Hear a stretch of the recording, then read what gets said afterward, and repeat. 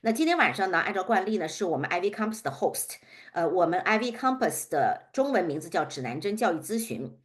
虽然我们不大，是一个 boutique 的机构，但是我们的 reputation 还是不错的。我们的主要的目标呢是致力于将北美像今天晚上这样的前藤校招生官像这样，等一会儿我会介绍，他是 Cornell 的招生办主任，还不是一般的招生官所以他的信息和知识量是非常丰富的。我们还有一些独立的升学顾问。包括艺术作品的这个作品集的辅导，还有音乐方面的、画画方面的、animation 方面的、AP 方面的课程，ACT，you name it。只要是跟升学相关的，所需要的帮助孩子来增强他的竞争力的这些教育资源，我们都有去努力的搜寻，然后通过我们对他们的这些筛选和这个对接，把对工作认真负责的，能够真实实在在的，能够对我们的孩子有帮助的这些资源呢，来贡献给大家去选择。所以 IvyCompass 因为我们有这个 AI 平台，所以我们还会有一些很好的志愿者的机会，还社会影响力啊、高科研包括实习等背景提升的项目。那我们的宗旨一再强调，除了帮助孩子升学的过程，我认为如果家长和学生能够很好的认识到和很好的、很智慧的去管理我们整个的这个 consulting 的过程，实际上是可以帮助到孩子在这个成熟成长方面和思考方面是会有一个2个到3个台阶的这个提升。你包括像我们每次跟学生开完会以后，我们会提醒孩子如何去操纵，我们的导师如何在及时的情况下跟我们导师做一个及时的这个汇报，这个就是教小孩子在工作岗位上怎么去 managing up。很多孩子可能还没有这样一个机会，怎么去管理老师的 relationship。那最后在这个提供这个推荐信的时候，就能够获得一个很不错的一个inline 的这样的一个 message。今天到现在为止，就是大家已经基本上陆陆续续的都已经获得了该获得的录取结果哈。当然就是有的时候我们导师也开玩笑的说，那问来问去都会有家长问你们今年的录取结果怎么样呀？然后这几个导师学生都去了哪里呀？所以你可以看到，所有这些学校都有我们过去学生的这个身影哈，我就不一一读了。如果您对我们 IvyCompass 和指南针还不熟悉的话呢，你可以扫描我们的公众号。那么Allison 带领团队也经常会分享一些非常有干货的一些内容和文章。如果您希望在我们的微信群里持续关注我们一些这样的干货的分享，那你可以扫描我们的右手边的小助手二维码，这样的话我们就可以在今天晚上讲座之后把你请到我们的微信群里，这样的话你就可以持续听到这样的干货的一些信息。我常常说，学生最后走到多远，走到多高，我们家长的认知绝对是一个天花板啊！因为我发现这真是相辅相成的。那些优秀的学生，你发现家长们都很知道怎么管理这个 resource，管理这个我们之间的这样的一个工作的 relationship。那我们的这个网站呢，已经修改全面上线。您可以去看我们这个网站上面的精彩的一些信息，包括今天晚上的讲座包括有些内容你可能觉得 PPT 想要保留下来，你除了可以拍照片截屏，你也可以去看我们的回放。一般我们的回放在1周左右，都会陆陆续续的放到我们的网站上。现在呢，如果你没有注册的话呢，只能看3个过去的这个讲座。注册了信息，第一个呢是可以获得30分钟的一些我们不同的导师。您如果喜欢哪位导师的话，我们可以跟你安排一个30分钟的一个免费咨询，同时注册完了以后才可以去看到一些其他的信息啊。那么这些导师们，大家可以看到，像 John 今天晚上的分享是 Cornell 的前招生官，Don 是普林斯顿的前招生官，还有 Jason 是哈佛大学的前招生官。那么陆陆续续可以看到大家，也可以看到一些很不同的一些资讯，包括 Jason Paul Jenny 呀、龙飞呀、音乐呀，包括 Raymond 帮助了很多的学生在 economic 方面做了很好的 research。我们还有一些其他的，像物理的杨春来博士等等等等，这些资源都是帮助到了很多孩子来增强他们的这个整体的这个素质和竞争力。那今天晚上呢，我还是快速的介绍一下这个 John。很多人已经很了解John 的背景了哈。那今天晚上他的主题呢是 Everything you need to know about Cornell。那2024年、2025年申请季刚过，所以他也会做一些结果的分享哪些是 under 它的这个预测啊，预测非常准，这样的预测是非常准的，哪一些是有些 surprise 的。那么未来这个名校录取的趋势，竞争越来越激烈啊，这个 Alison 也讲过，so 内卷的非常厉害，so difficult and so challenging every single year。那今天晚上呢，John 还会讲一下像 Cornell 这样的大学的流程解析。其实这些好的大学，他们都是 similar，都在找那个最优秀的学生和最优秀的那一批。所以学生你其实到了哪个 level，你去哪个学校，完全是由您准备了多少的 evidence 和你自己本身的这个 curiosity，还有包括你自己的素质所决定的。那么他会通过不同的角度来讲一下，我们怎么样做一些申请材料才具备竞争力。到底这样在辅导的时候，他有跟其他导师哪些的不同？他为什么是大家特别受欢迎的一位导师？啊，好，那John, I'm finished introduction for AFI, and also tonight is your feature. Now the floor is yours, and we're looking forward to learn from you once Thank again. you. Thank you. Thank you, Sophia. Much appreciated. All right, great. So I'm going to share my screen here for just a moment. I'll start the conversation with results from last year. Give me one moment here.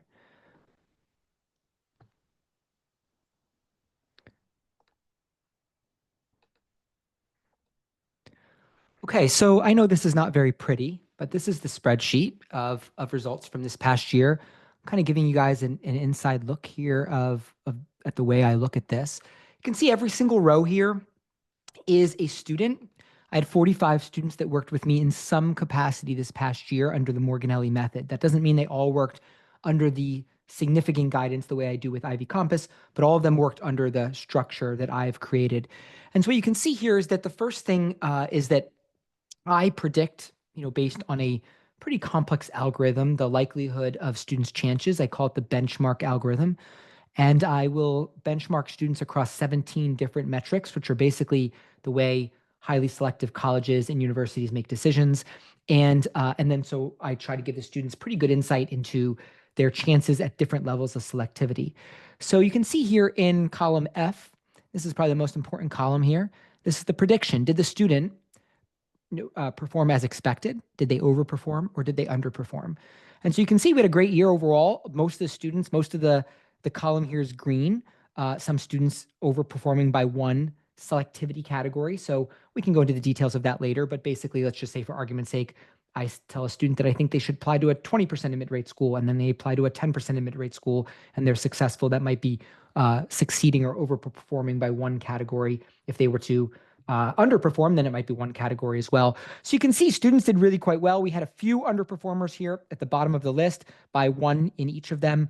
One of the things that my team and I do is we try to go back and ask ourselves, why? Why did students, we don't really ask why they overperformed. We generally know why they overperformed, but why did they underperform, if at all? And so you can see the first student that underperformed here is going to Cornell, which, is a fantastic school, but based upon the way I benchmarked the student, I felt that they might have been a top 5 level school. And so when I look back and I ask myself, why did we end up at Cornell? Still a fantastic outcome, but maybe not a Harvard or an MIT. The answer is pretty clear here. It's school group competition. Student goes to a very, very challenging high school where the competition's incredibly fierce at the very top of the class. And so they're not going to take multiples at MIT, right? And so if you have really, really strong students at the top of your class, that can be challenging. You can see a student over here, also an underperform, is going to Brown. Again, a fantastic school. I thought that student was a Harvard, Princeton, Yale, Stanford, MIT level student as well. That student is an international student from Greece. And, it can be challenging in the international market compared to the domestic market. You get some atypical decisions. You can see down here a couple others. The student's a fantastic student going to Georgetown. I thought the student underperformed just a tiny bit. I think the reason when we look back really is the topic. The application was a business application built around decentralized exchanges, like decentralized finance. Really tough topic to connect to readers with. You can see another one here, I think underperform due to the major, health sciences, super, super challenging for a female Asian health science student. So you get a little bit of an underperform right there. Once in a while, you see, I'm not 100% sure yet, right? Like we're students that are still sitting on the wait list, students in at BU, but has underperformed thus far. And we're still kind of doing some analysis on that. It's not obvious to me exactly why. Overall, though, the results were really quite fantastic. You can see here of the 45 students I worked with, 12 of those 45 are going to US News top 10 universities. That's 26% of my students going to top 10 schools. 25 of my 45 students are going to Ivy or Ivy Plus schools. So the Ivy League schools are the 7 Ivy League schools, and the plus are MIT, Duke, and Stanford. So all the Ivy League schools plus MIT, Duke, and Stanford are considered the Ivy Plus group. There's a conference amongst all the admissions directors every 2 years. I hosted it when I was in Ithaca at Cornell. And so I track that number. That was the highest number I've ever had, 54% of my students going to one of those 10 schools. 63% of the students going to top 15 schools in the country, 73% you see going to top 25, and then 98% of my students are going to top 50 schools. At the very bottom of the list where things didn't work out exactly as we had hoped, you get some students going to a BU level school, University of Florida level school, but that's really, generally on the margins. Most of my students are doing quite well. I did have one student that decided not to apply ED to a Ivy League school. I thought had a great chance at Cornell, but decided to go to an international school, Warwick. And then I have 5 students out of the 45 that I've worked with that I consider to be quote unquote active on the wait list, meaning that, maybe they're in the top 25 right now, or maybe they're in the top 15, but they're sitting on the wait list at one of these places. And so some of these numbers may shift as we get finalized decisions closer to May. But probably the best year I've ever had as a whole. That does not mean that no one's unhappy, right? Like from time to time, students don't perform exactly as I expect, but as a whole, most of them overperform, and many of them are, over the moon with where they're going at this stage. Okay, let me stop that share, and also let me just share the presentation where we can kind of start to talk through a little bit about, my philosophy and how that impacts, some of the things you might think about doing in high school. Okay. So this presentation was titled How to Get into Cornell, Everything You Didn't Know. You can use Cornell as a euphemism for pretty much every school. Now, I will say Cornell is a very unique school, and we will talk about it in detail in this presentation. It won't be overly long. I will leave plenty of time for conversation and questions. But Cornell is similar to most national research universities in what they're looking for and how they make admissions decisions. It's just that they happen to have many unique college types, and that impacts the types of decisions they make in those unique colleges. Okay, let's take a look at what we have to do. So I talked about our 2024-2025 student results. Again, fantastic year overall. I will talk about Cornell University. I'll talk through the different requirements by college type and a little bit about the application process, talk a little bit about some of the special programs and early decision options at Cornell, and then kind of give you some overall tips about how to build a strong application, hopefully focusing most of our time on the Q&A. Okay, as many of you already know, about my background, so I won't waste time on there. I do want to spend a little bit of time here. PAGE is the acronym that I use. I spend a lot of time thinking through how to describe to students and to parents what is valued in this process. It feels like a mystery, but it's really not. It's actually rather clear. But it's nuanced, right? There's a nuance to this. And so what the PAGE acronym is hopefully getting at is the nuance. So let's just talk through this just a little bit. P, as you can see, stands for perspective. A stands for activity. G stands for goal. And E stands for ethos, PAGE, right? That's the acronym. I want to start with G, goal, right? And then you can think about this when applying to college, applying for a job, in an interview. It doesn't really matter.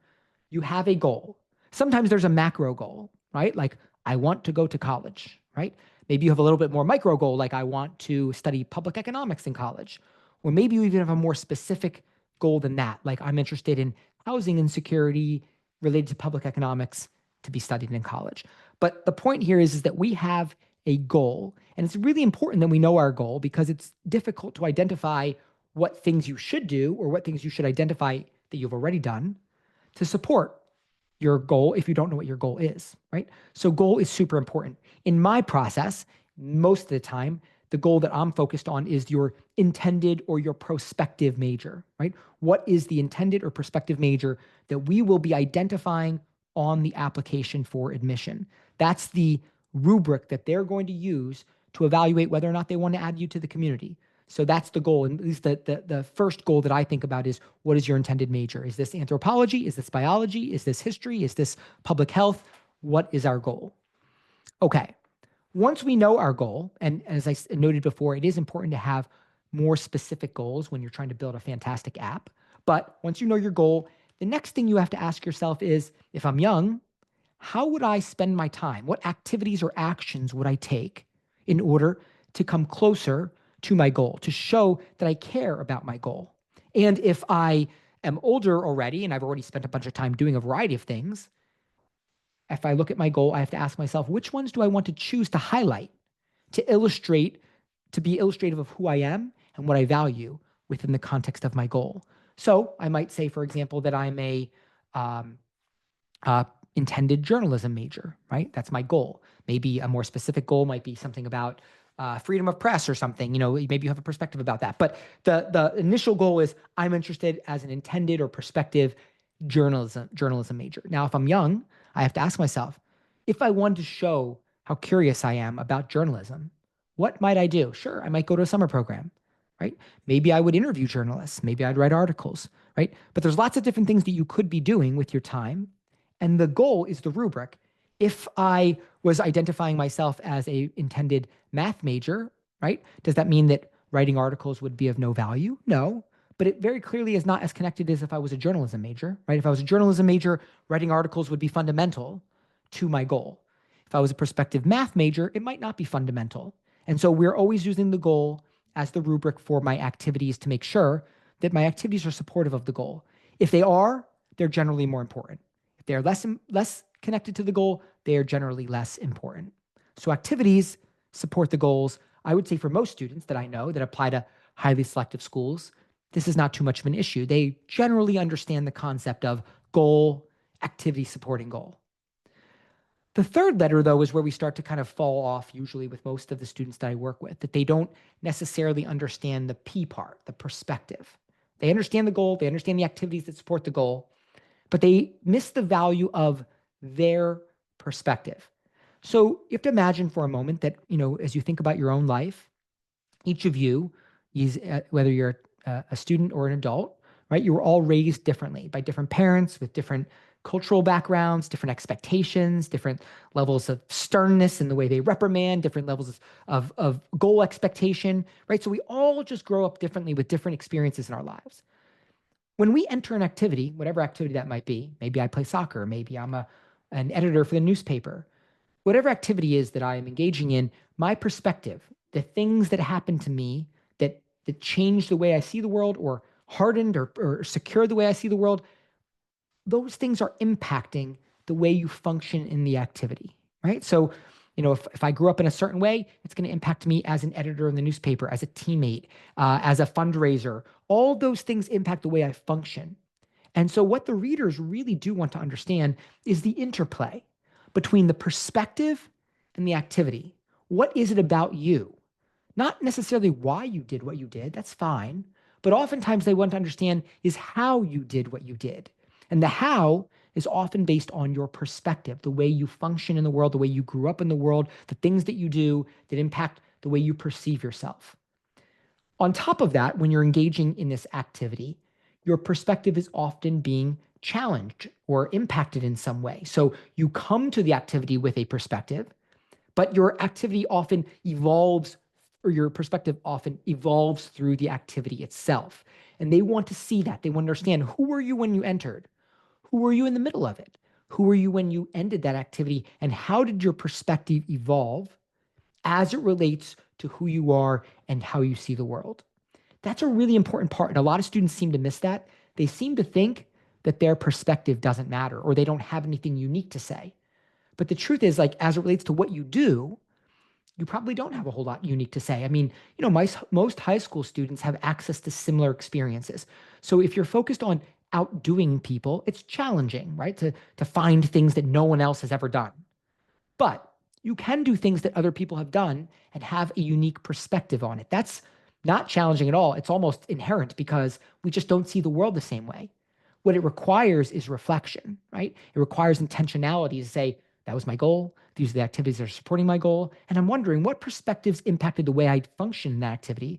And I'm also wondering, how did that activity change my perspective? The interplay is really important. And then the final letter here is E, ethos.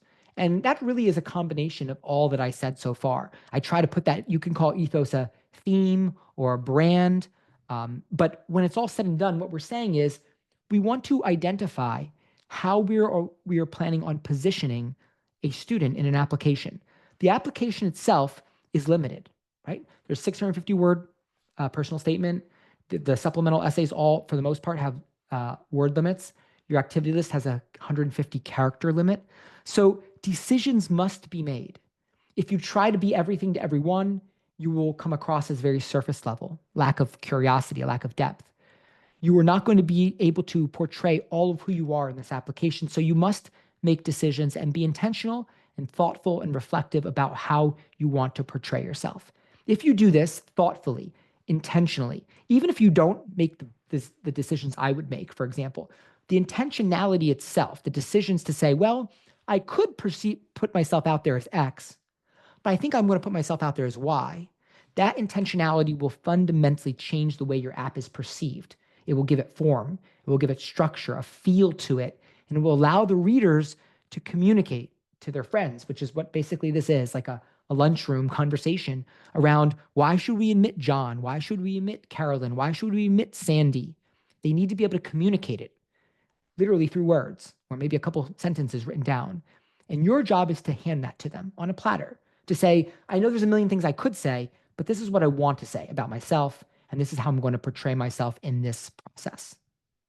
Okay, I know that's a lot to take in, but the short answer is you really need to reflect on yourself, who you are, how you do what you do, and what you will bring to a campus. And that needs to all be filtered through your experiences. Okay, now that's a generality about how we think about building the college app. I create a portfolio for every student. I call it the Pages portfolio because page, perspective, activity, goal, ethos is how we think about every single moment when we're building an application of experiences for students. Now we're going to shift into something a little bit more specific, and we're going to talk about Cornell, right? As you looked at the students that I had, I think 13 of the students of my 45 students this past year are going to Cornell, which is like 25% or more of my students going to Cornell. Obviously, because of my background there, it's a significant draw. Now, I would say the unique thing about Cornell is that it's my old boss at Lehigh used to call it the funky Ivy. And it is a funky Ivy in that it is part public and part private. They have contract colleges where they must take 50% of their enrollment from the state of New York. That changes the dynamic, of course, of the review process if you must take 50% of your students from the state of New York. You can see, well, actually, it's not on this screen, but the contract colleges, the main colleges that you might be really familiar with, like College of Arts and Sciences, the College of Engineering, the College of Business, those are not contract colleges. Those are not colleges that require 50% of the students to come from the state of New York. It's generally the more specialty colleges that have these requirements, like there's the ILR school, the School of Industrial Labor Relations, the College of Human Ecology, the College of Agriculture and Life Sciences. These colleges have that mandate, and it changes the dynamic. The other thing that's important to recognize as we go through, and we'll talk about these different college types, is that unlike many universities, where it really is a university focus, the way they function is at the university level. There's a leadership team at the university level that makes a lot of decisions. At Cornell, that's really not the case.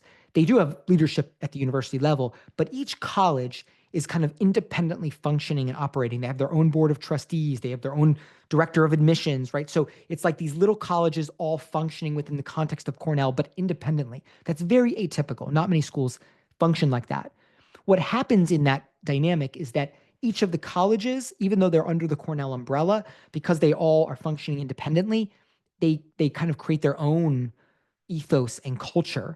And what happens is in each of these colleges, especially the really specific colleges like CALS and ILR, they become very focused on a specific type of student because a really strong culture gets created. The College of Agriculture and Life Sciences has a specific culture.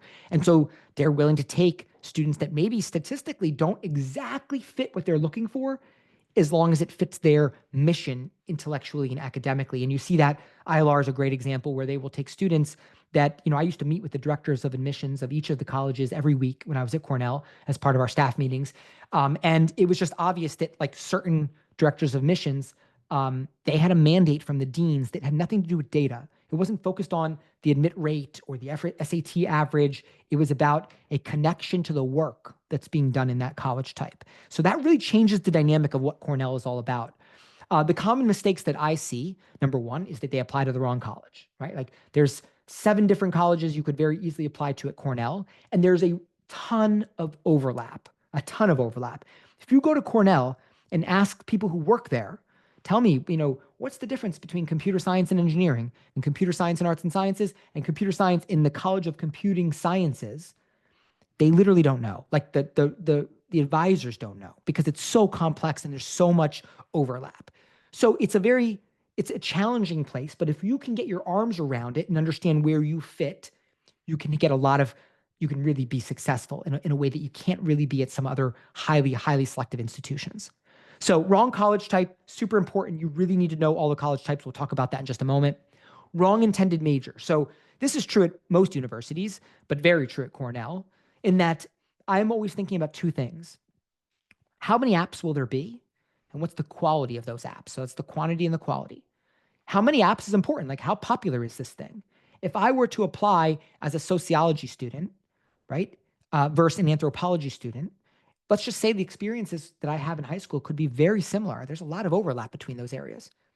Which one's more popular? What's the quantity? Sociology is more popular. What about the quality? Based on the experiences that I've seen of students that apply as sociology students versus anthropology students, which ones will have more research? Which ones will have more experience in their community? Which ones will have more leadership? Very clearly, it will be sociology. Anthropology is very underrepresented. But the point here is that there's a quality analysis that's really important. So it's first, I got to think, what college type am I applying to? And then the second question I have to ask myself is, under that college type, what intended major might I consider? And what's the quantity and the quality of the applicants in those areas? And then finally, weak or limited engagement. Cornell and many highly selective schools, but Cornell specifically, is a show your work type of school. There's a 650-word essay from many of the colleges, at Cornell that say, tell us what you want to study, tell us how you investigated it, and tell us what makes you likely to contribute in this space at this institution. And so if you haven't done anything, even if your grades are really good and maybe you've been involved in a lot of different things, but they're not very clearly connected to what you say you're intellectually curious about, if you don't have multiples experiences to support that, it's very hard to apply to Cornell just because of the length of what they ask you to write. University of Michigan, same thing. University of Chicago, same thing. They ask you for a lot of evidence. MIT requires, if you apply to an engineering school, they require a maker portfolio. So the point is, like, many of these top tier schools require evidence, not just writing what you're saying, but they want to see the work. And that takes a little time. It's not impossible. It's not hard, actually. It takes intentionality and time. And each area of academia requires a different level of evidence engagement. So if you pick an area that's high quantity apps and high quality apps, well, then you better have really high quality engagement evidence, right? If you pick an area that has lower quantity apps, lower quality apps, well, then your engagement evidence might not have to be as compelling because they just don't have as many options. Hey, John, can I stop you for a second here? I want you to spend a little more time to emphasize this because I find every time when the student, standing on student, have a conversation with you, have a meeting with you, me and Allison, we have to do some of the groundwork on behind, meaning I can tell during that meeting because especially for Chinese community, because majority of people are coming here for graduate school, the parents. Right. So they bring the Chinese mentality and mindset is in China, when you're applying for colleges, you have to decide what major, and that major carries you get into that, admitted into that colleges, meaning so everybody cannot change. That confuse hell a lot of Chinese community and family because they are so worried about their kids if they use social science or something to apply for colleges and they cannot find a job.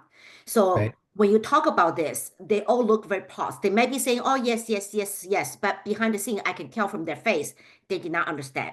And I Right. know until they understand this, everything you do, everything you guide them to do will be on the air because then was not targeted, was not prospective, it was not goal oriented.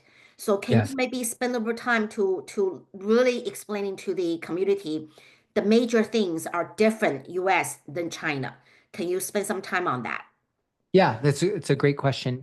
The thing about the U.S., the way they do this with with the majors, is that as we all probably are aware, these universities are businesses, right? They're businesses, and their job is to maintain the business function, which is educating students. But of course, when you look at the business function, they have faculty members in all these areas, right? They have Greek literature and they have the classics, they have anthropology, sociology, communications, agricultural, life sciences, right? They have all these different areas and they need students in all those areas. So now the thing in the United States is that they preach flexibility at the marketing stage, So when you go and you talk to these colleges and you ask them, what if my child changes their mind? They all talk about flexibility. Oh, you'll be able to change, which is true. So when you apply to a university and you put down economics as your major, they're saying that's not really your major. You're putting it down in your application, but you will have an opportunity when you get there to quote unquote declare your major. Declaring your major means you go to your advisor, you have a conversation, you then get there's a form for the department, you fill out the form, you sign it. Sometimes there's prerequisites like, did you take this class? Did you take that class? Did you get a certain grade in the class? That's declaring your major. That happens generally in your second semester of your sophomore year of college.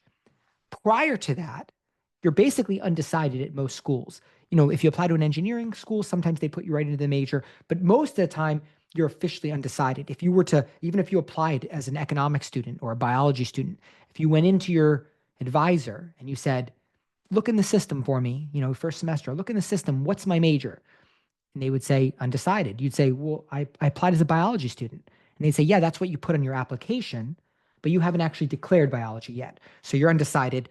We noted in the system that you're planning on declaring biology. So it's important to make that distinction, to recognize that what I put down on my application is your intended or your prospective major. It's not your actual major.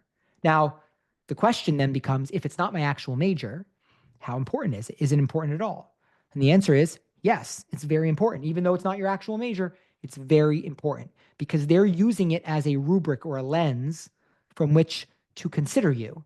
So if John Morganelli applies to Cornell as a biology student, and then John Morganelli also could have applied to Cornell as a, let's say, policy student, the lens that they will use to consider me will be different.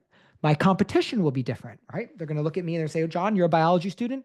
Now I want to compare you to all the biology students. Did you do any in-lab research? Did you apply to Regeneron or Intel? There's things that they see, right, from biology students. If I say I'm a anthropology student, well, then they're going to look at me and they're going to say, what do I expect to see from John as an anthropology student? And the truth is they'd say, well, we don't really know exactly what we expect from an anthropology student because we don't have that many of them and because what they do is so varied. When I see them, they do a wide variety of different things. So I, as a reader, don't really have a clear expectation in my mind of exactly what an anthropology student looks like. And there's way less of them that I can compare you to. In biology, I know exactly what a biology student looks like. I could tell you what competitions I expect to see, and I have hundreds of them that I could compare you to if I'm not sure. So this conversation around intended major is really important.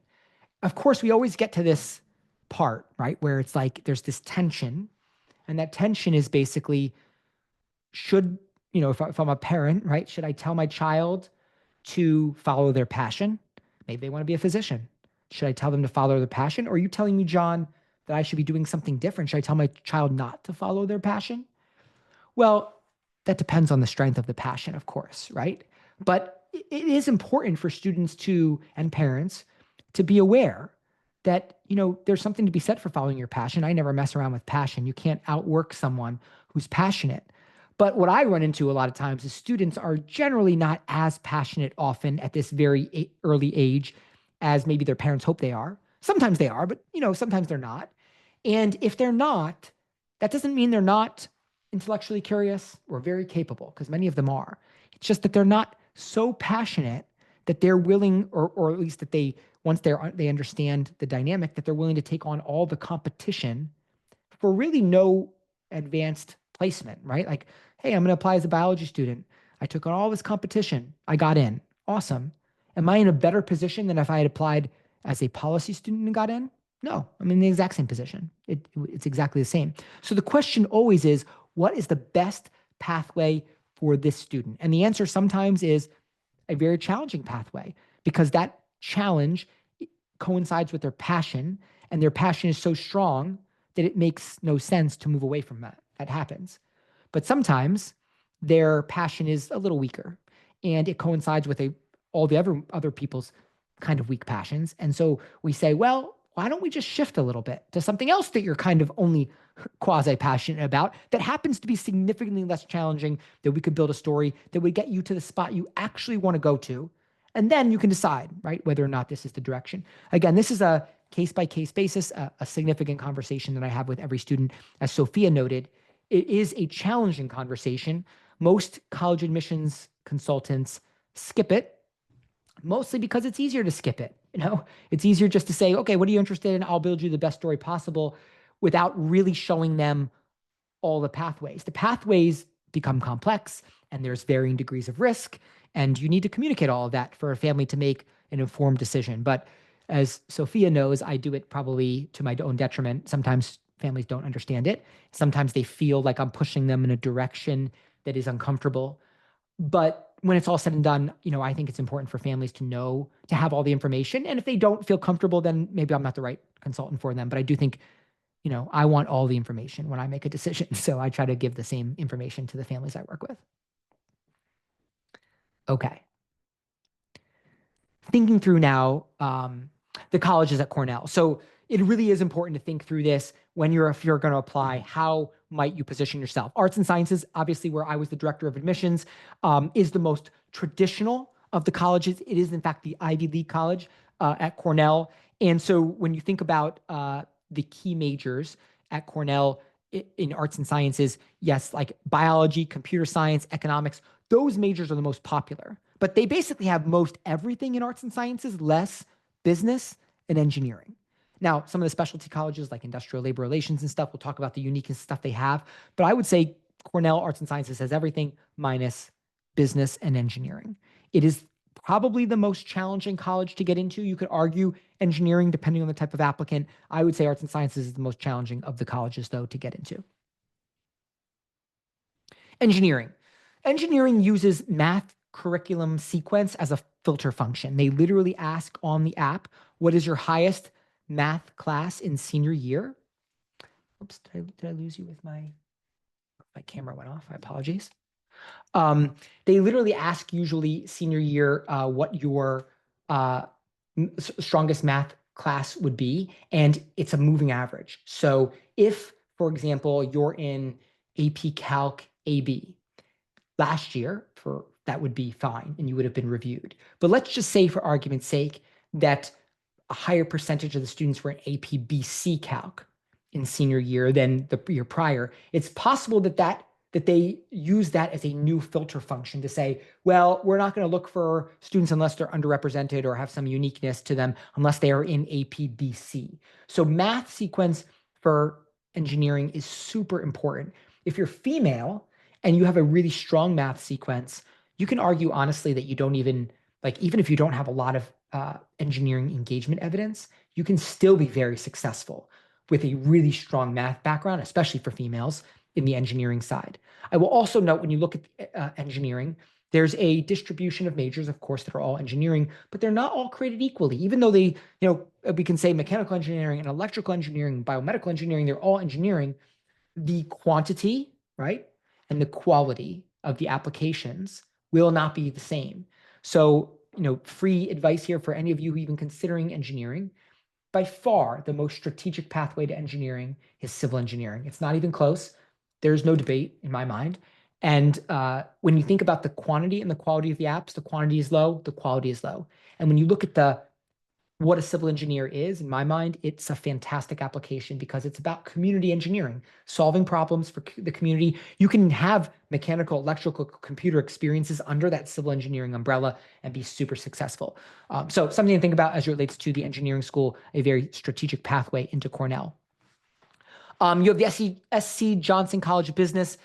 It's important to note that if you look at Wharton, for example, almost all of these top tier schools basically have one or two majors. It's usually applied econ and management is kind of like the name. I think Wharton is just, it's called applied economics.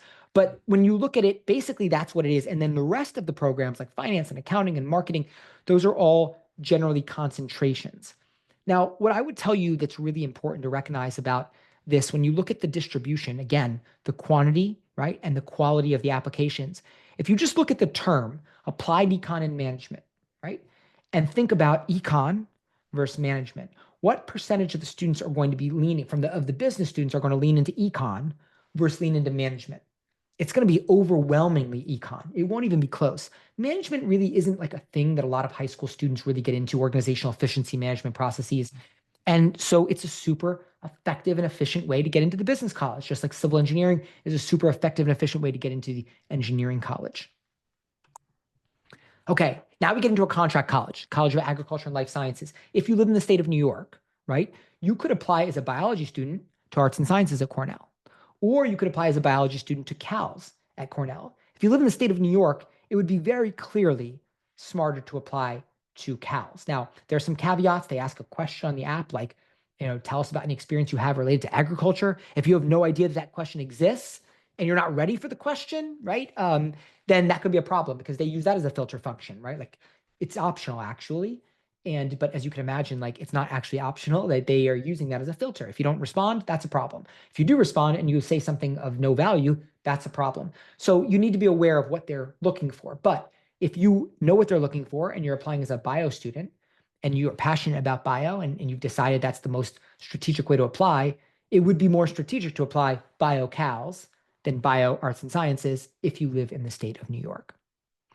You also see that CALS is a very, in my opinion, strange college. I mean, they have communications and they have public health and they have applied economics in there. So it's a very diverse college with a wide variety of programs that, in my opinion, honestly, I don't understand exactly how they all fit under this umbrella. And so because of that, they get a lot of strange, like applicants that don't probably fit with agriculture and life sciences because of the different programs that they offer. They get these apps and I think they're very quickly gone. There's a certain type of person they're looking for at CALS. And so you really do need to fit under that umbrella, even though sometimes you look at programs and you think, oh, I could do applied economics there. Well, it's a different type of applied economics in CALS. So you have to be aware of that if you're going to be successful. Human ecology is, again, a very unique college at Cornell. The director of admissions for this college, his name is Daryl. I know him well. He's a very unique individual.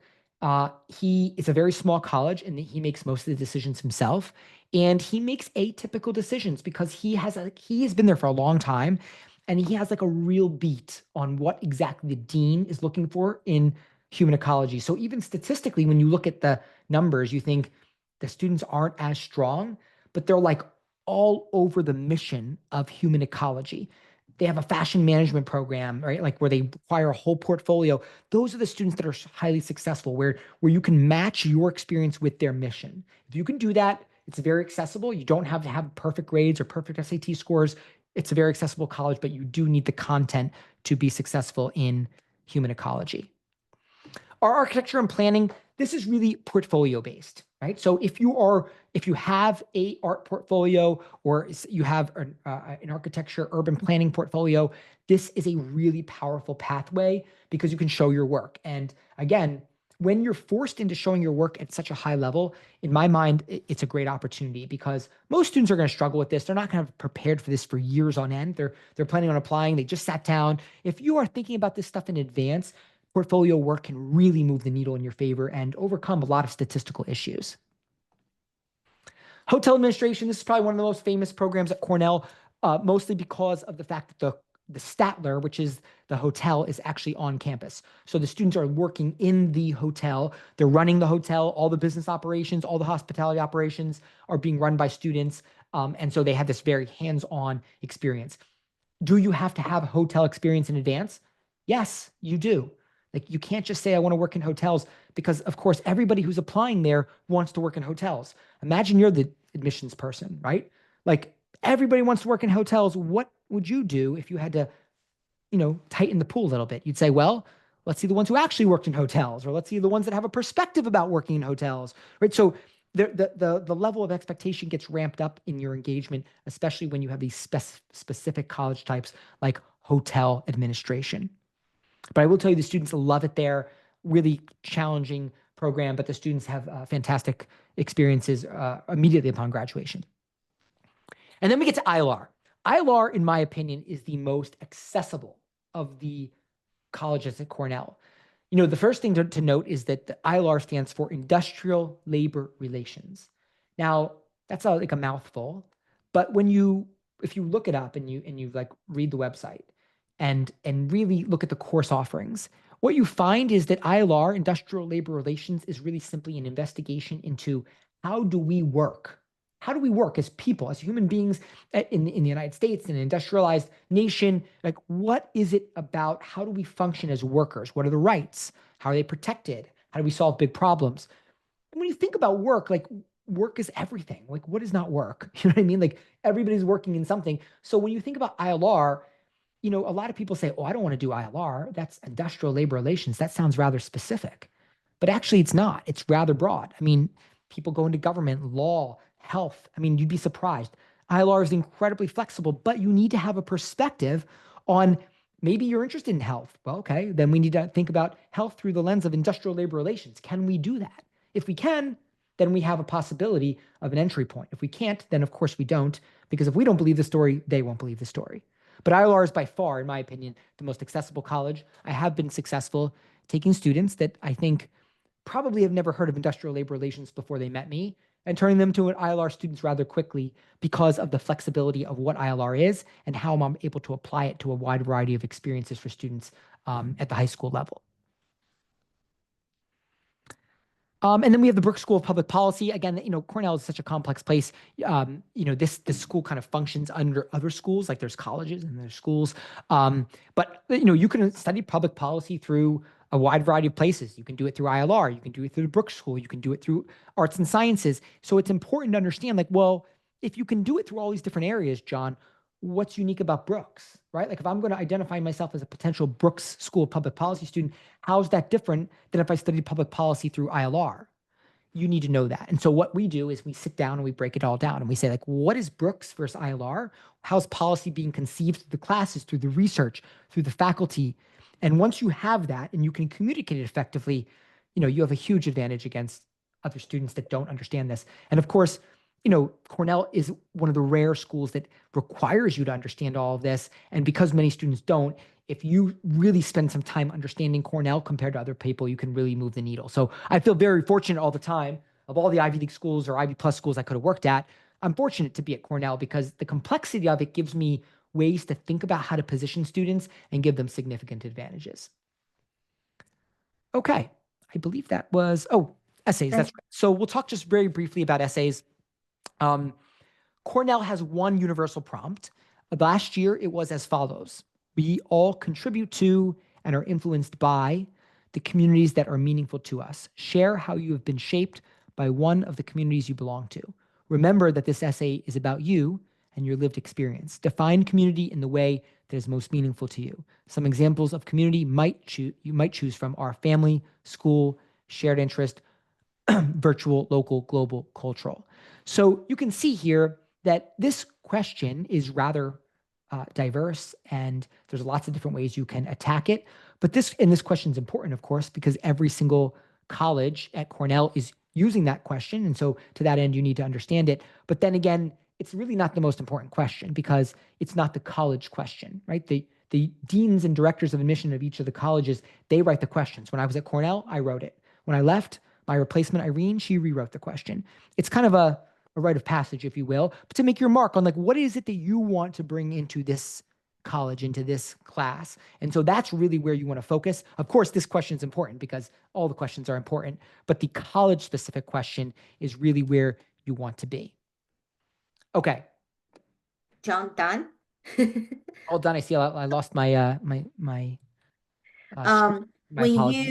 that's okay. When you get through all the Cornell different colleges, I bet there's a lot of parents don't have that detail. One thing kind of amazes me, I want you also spend some time to talk about that is, Based on the conversation me and Allison and our team talk with the parents, they are so limited, meaning they always asking, oh, computer science and bioscience and data science, economic. So the parents are very limited, think about how much you can help your kids, how much you can help you. I always mentioned before the beginning, I said, the parents' knowledge is the ceiling. It's the bamboo ceiling of the child's growth, right? If the parents don't have the knowledge, then the child doesn't have the soil ground to know more, to be curiosity more. So I feel parents, one thing you can do is broaden you can see there's many, many different ways to working with the consultant like John to have a better of understanding. Maybe there's a different kind of type of field you can use as prospective major to apply yourself to building an evidence. And parents often don't have that knowledge. So, often we tell them to go to the website, take a look under art and science, what they have, going to business school, looking for the concentration, what they have. Do you have any advice to give the parents that tool and also the knowledge so they can be ahead of their child, to help their child to take a look? Let a child, you ask them, I often see you have a meeting with the child, ask them, I don't know. They give you 10 of I don't know. Then you don't know how conversation is going to move forward because they have no idea. It's because they never was talked to. They don't have that kind of environment or in the family. The parents know enough to guide the kids, have that conversation, have them take a look together. Every single one of them, I bet, have a ability of doing research. Then that's one thing you can do as a family event to show your kids. So do you have any advice in that? Because you can see a lot of people don't know the detail of Cornell's different colleges. What about other school? Do you have any good suggestions? Well, I always think that once you have a direction, everything's a lot easier, right? So Yes. the challenge, of course, is identifying a direction in a world of possibilities, right? What I always focus on is trying to get to see that spark, from a student, and that's a curiosity spark. And so what we generally do is there's two different ways that I go about doing it to try and get students thinking. And I think as a family, you could start to do this right now. The first thing I always ask them is, tell me about the things that you do right now that you find, interesting. And so, they might say, I love to play tennis. I love to volunteer at a soup kitchen. I love to, tutor. And so, okay, great. Now if you let's just say for argument's sake, you're tutoring, right? And you go to an organization every day and you tutor. Many of the students think that is just tutoring. It's education. I have an experience here, and it's an educational experience. I'm educating young people, and that's what it is. And I think the first challenge for parents is to challenge their students to recognize that that's not the case. That when they're tutoring, they could look at it from that lens. They could say, I really love and I'm curious about how to make people learn in a more effective way, or I'm really curious about how to get them interested in a topic.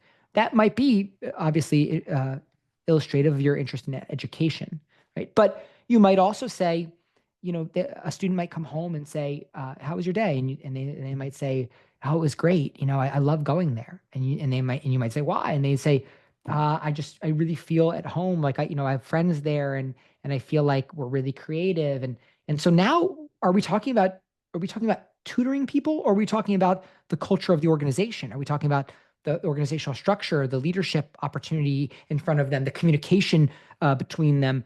And so what we do is we start to ask, how can we investigate the things that they are doing now that they enjoy through different lenses that they aren't anticipating? Maybe we can investigate your tutoring experience through the lens of economics. Is this economically feasible? Is this a good business model? That's a possibility. Maybe we can look at it through the lens of communications and ask, organizationally, do we have good communication protocols? Or maybe if we're talking about marketing, and we want to increase our chances of getting more students, what does communication look like from that regard? So there's lots of different ways to think about students' experiences. And I would challenge students or parents to start to ask their kids about their experiences and not just put them in the box of, well, this is newspaper club, so this must be about writing, or this is math club, this must be about math. A lot of times there's organizational management, there's communications, there's leadership, there's culture, there's policy. All that stuff is existing in many of their experiences, and opening their eyes would be part one. That makes sense so far, Sophia? Yeah. Yes. And also add on, like you said, I saw you during the meetings often going to the website together with the student to show them, they never know, show them what's the concentration. If you want to go to Watron, then what is concentration? And out of that concentration, you will tell them what's more competitive, what's the least competitive. They can be, if they are not against or hate it, then maybe they can spend time to work together with you, guide them to building the evidence you are hoping them to gain. Absolutely. Yeah. I mean, and so that first idea was like, going through and looking through your experiences and kind of asking questions. The second is to let them, force them, of course, in the beginning, but then let them have their curiosity be the driving force. So, my dad, when I was a child, used to say, read the newspaper, John, read the newspaper. And I never did, of course, because as a kid, you don't care what's going on in the world because, you're focused on the things that are right in front of you. As I look back, of course, you recognize it's really hard to find how you position yourself, what your place is without having a clue what's going on, right? And you kind of have to know that. And so what I often challenge students to do is simply highlight, you're going to read, listen, you have to read a blog or a newspaper or some local news. Give me something so you have a sense of what's going on. And if it's even remotely interesting to you, like why did they vote against that low income housing project? Or I really am interested in the financial returns of Bitcoin, whatever it is, highlight it, right? And now we can look at it. We can say, oh, you're interested in the financial returns of Bitcoin? Well, what areas of academia might I have to investigate to understand Bitcoin? Well, yeah, of course, finance, right? But there's a decentralization aspect to it. So you could think about that from a variety of perspectives. That could be technology, right? That could be sociology. You could think about it from a government perspective, right? This is decentralized finance. How's government impacting it? So the point is that what I do is I start with a topic that at the very least, there's some level of curiosity. And then I start to show them different lenses and shades from which to approach that topic. And usually through that conversation, whether it's, letting them investigate a question about their own experience, like let's an economics question about their tutoring, or letting them identify curiosities and then showing them, as Sophia said, now I might say, well, you identified Bitcoin. Let's go to Wharton's website and let's take a look at the distribution of majors in business. And let's ask ourselves, if I were to investigate economics through the lens of social governance versus the lens of finance, which one's more interesting? Which one have better narrative value? Which one do you want to do, right? And have a conversation around that. And if you do that well, I see students change when they recognize that they have the ability to observe the world around them, develop a question or an inquiry, and then start to use a filter, a lens from which to approach it. That's the hardest part. If you don't know how to approach a question, you have no lens, you don't know, like there's a million different ways to approach a question. If you have no idea how to do that, most people just stop, right? Like, oh my gosh, this is overwhelming. But that's what we do. We give you the lens, the perspective of how to approach it. And then once you do that, the world feels accessible. Yeah. Thank you, John. Before I saw some very good questions. Tonight, I think the question quality are good. Before that, can you just give me like a couple minutes? I will have to do some job to do. Allison, give me some job to do. I have to introduce the internship program. Of course, yeah, go for it. Yes. So IvyCompass, we have an internship program that's like 8 weeks. I mean, later on, I would love to hear your perspective. I know you have a different kind of type of emphasis on the research and also on the internship. But if you do it right, could be enhance the evidence. Okay, so this internship you can see from different field. We have a mentorship, we have engineering, consulting, fashion, you name it, nonprofit. They all start working with a startup company and usually lasts for 8 weeks. That 8 weeks, if it's under John's guidance, I feel if you have a purposely get into those kind of type of relationship and also experience can be impactful. But if you don't, just randomly, then could be just waste of time. And obviously, John, we also have a leadership relationship with the Lumineer, and they have research program. If you just go into the basic one, it's 2,990 without published paper. Also, I know John have his own opinion about if you need a published paper or not published paper, but they have a different tier of relationship you can get into. But if you doesn't matter if you have a relationship with us or not. If you're interested in this two program, reach out to us. We'll be happy to connecting you with the resource we have. Okay, so I'm going to leave this page on.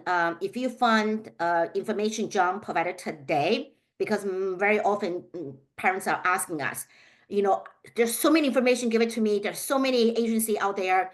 We are so poised, confused. We don't know who to choose, because I don't know who's good, who's bad. What about if I'm getting to the relationship and I'm happy about? It's not just about the money, it's about time. My kids doesn't have second 9-year, ninth grade to go over with. So they are very, very confused. They don't know how to choose. But guess what? I think based on your social experience, based on your business experience, you should be able to tell who has the concrete knowledge and also clear mind what they're doing. And obviously you can tell John is one of them, know what he's doing. And he's very intelligent, so he will be able 2 or 3 levels at least higher than the student, able to really guide those capable students to even thinking deeper and broad. If you would like to have a 30 minutes free consultation with John, asking some questions and get to know him even more, you're welcome to scan the barcode on the right-hand side, and me and Allison will follow up with you after this meeting to help you arrange that kind of type of meeting with John. But if you see that you're not ready, you just wanted to still continue shopping and get to know more information, then you can scan the barcode on the left-hand side. Then we will be bring you to our website, not website, the WeChat group. You can continue, stay with us, and continue learning and see which one you wanted to be connecting with. Okay, I'm going to leave this page on. Now I just wanted to go into some of the questions. If you want to open your mic, have a conversation with John, ask a question directly. Sometimes you feel, just writing the question was not enough. You can raise your hand. Towards the end, I will give some space and time to unmute you and give you opportunity to ask a question directly if you interested in that. Okay, let me go through some of the questions, John. I will read it to you, and then you can answer those questions as your fits. Number 1 question coming from Jean Lee. In Cornell, do they prioritize students who indicated intended major to select the class first, like I can more easily to meet with the major requirement? I don't know if you... No, I would say not in any case. That the only area where they put you in the major would be engineering, and even in that area, there's a lot of switching because there would be like no industrial engineers. So the answer is no. That the course selection is not incumbent upon identifying intended major earlier. That doesn't have any impact. Okay. All right. Okay. Okay. Next question from River. As a former admission director of Cornell, which one do you value more, summer research or summer paid job?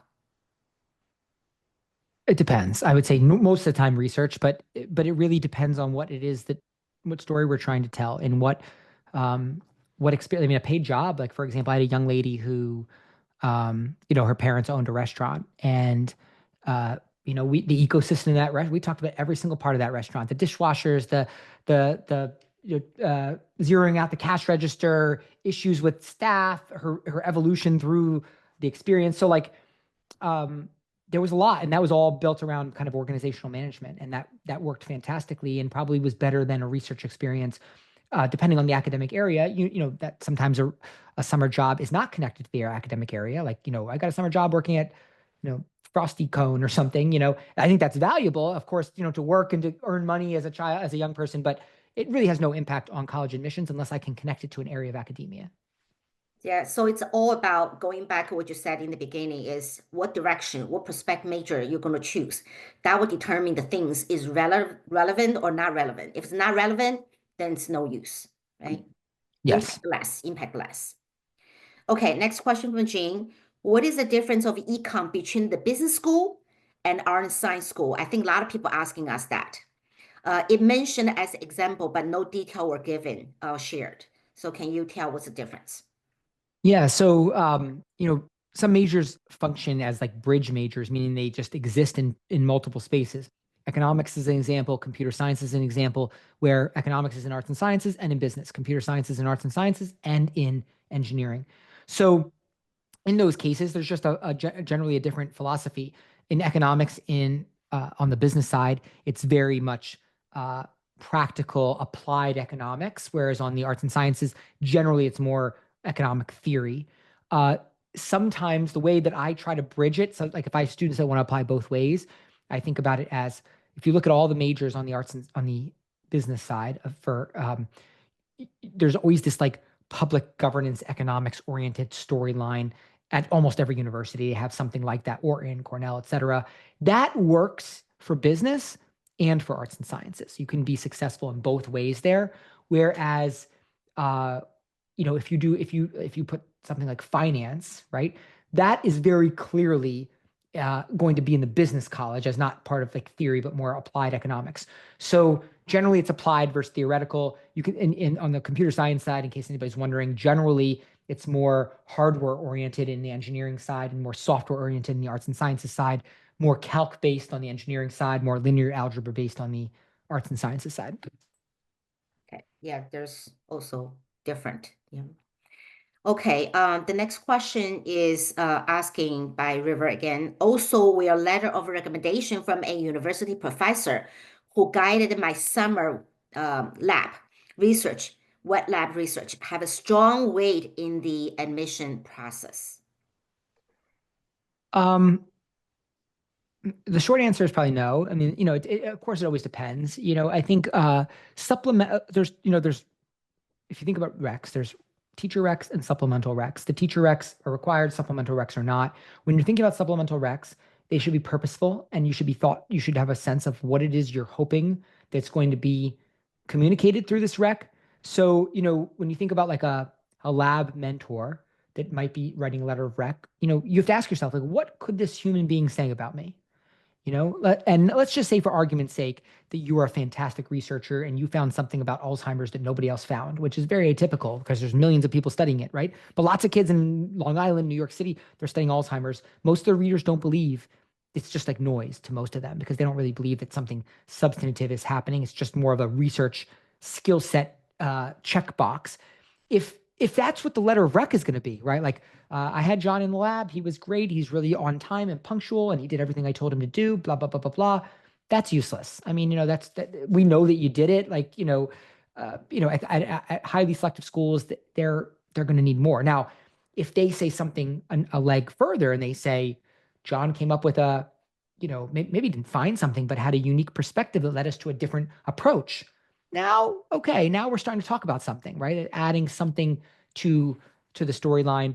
I would say, in many of the research experiences, I worked with Lumiere and other companies. Many of them sell like the recommendation as part of the research experience.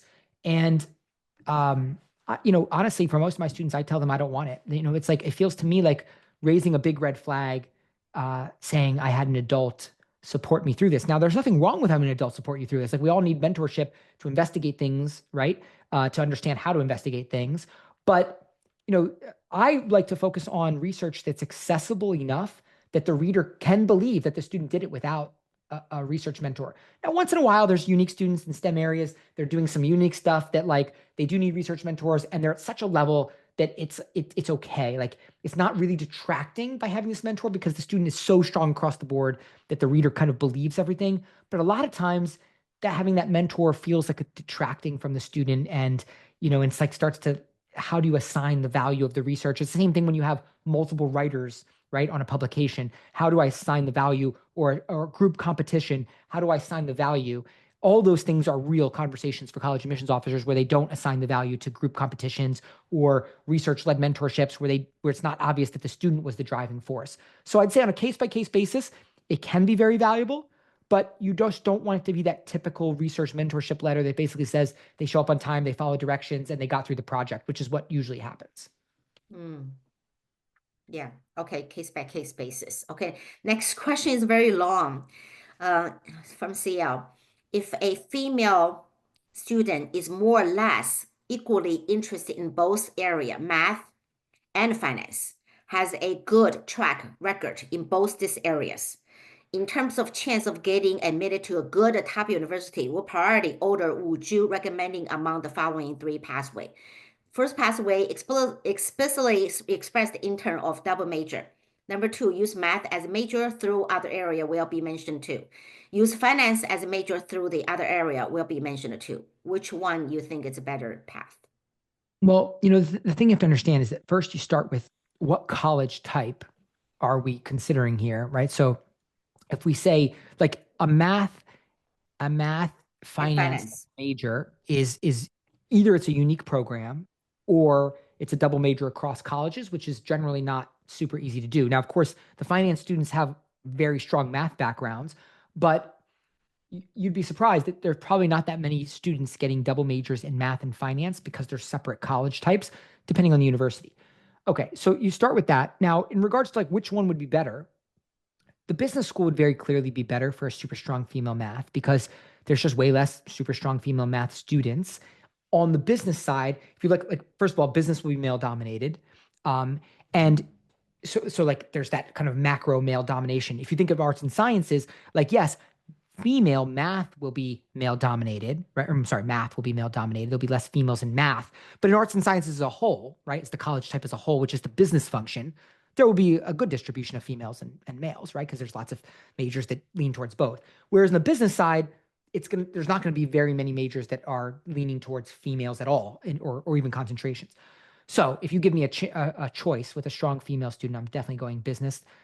We've had a lot of success with females applying to Wharton, applying to MIT under engineering, lots of success in that area. Whereas female arts and sciences, math would be fine, like math, physics, like those areas would be, but you're hoping that the admissions officer is focusing on the fact that, and they should, I would say in 85, 90% of situations they would, focus on the underrepresentation in that specific area. But a lot of times, kind of from a business mentality of enrollment, they're not as focused on like, do I have to have exactly this many females in math?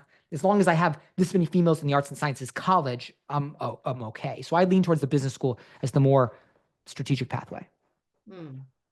Thank you. Thank you for the answer. Okay. The next question coming from Kathleen is also asking, what is the difference between reflected computer science in art and science versus computer science in engineering school? Yeah, and that's what I said earlier. Basically that, as it relates to what you do in high school, it's really not different. I mean, you would do the same things, but the way the experience of it would be different in that it would be leaning more towards software and linear algebra on the arts and sciences side and leaning more towards hardware and hardware and calculus on the computer engineering side. Some schools call computer science the major in engineering. Some of them call it computer engineering and differentiate it. So it really have to look from school to school, but most of the time it's software versus hardware, calc versus linear algebra. Okay. All right, next question from Sarah. I think I wanted to also emphasize your question. And let me read the question first. Is that easier to change your major in Cornell? First of all, is that easy to change your major in Cornell? Can you apply for a less competitive major, then transfer to a more competitive major? And there's a lot of even question the term. I think there's a misunderstanding. So John, can you list what is transfer and what is declare? I think a lot of concept even it's not correct. So we wanted to clarify that. Yeah. So, if I apply as an economics student to the College of Arts and Sciences, right? I apply, I get in, I go to my advisor and I say to my advisor, what's my major? They would look in the system and they'd say, you're a freshman, John, you're undecided. I'd say, what did I put in my app? And they'd say economics. Okay. So now I'm in arts and sciences and I'm an aspiring economics major, right? Now, let's just say, and maybe economics is not the least competitive major to get into. Let's just say we choose anthropology then, right? Like I applied as arts and sciences. Maybe I'm actually interested in economics, but I applied as an anthropology student. And now I am an intended anthropology student in the College of Arts and Sciences. All right. So the first would be, John, I applied as anthropology, but I don't want to be an anthropology student. I want to be an economics student. What is that? That is not transferring majors. You never were an anthropology major, and you never were an economics major. You simply were an undecided arts and sciences student that applied, that identified themselves as likely to be anthropology when they made the decision. And now, when it's time to declare your major, second semester of your sophomore year, you're going to declare economics. You haven't transferred anything, you haven't changed anything, you haven't filled out any forms, you simply are declaring something different than what you identified on your app. That It's very typical, happens all the time. 50, 60% of students are declaring something different than what they put on their application. I apply as an anthropology student, and I now want to become a finance student. Well, finance doesn't exist in arts and sciences, right? Economics does as a major, but finance does not. Finance is a concentration in the business college. If I really want to do that, I might say, well, I'll just take economics. Then I don't have to worry. I just declare economics. But if I want finance and I want it in the business college because I really want this kind of practical application finance experience, well, now I need to do what I refer to as, or they all refer to as, an internal transfer. It is a transfer. And it's internal, of course, because you're already at Cornell, but you're in the arts and sciences college, and now you want to go to the business college. That's an application. You have to fill out an application. You have to meet with an advisor. There's a bunch of prerequisites you're going to have to take. The advisor might say, yeah, like we're thinking about admitting you, but we want to see you take that class. You need to get a B. Like they'll do things to kind of make it a little bit more challenging for you.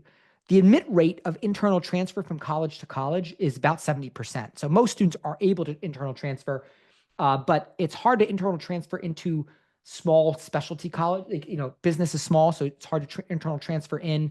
Hotel, hard to internal transfer in because they have a certain number of spots for the hotel students.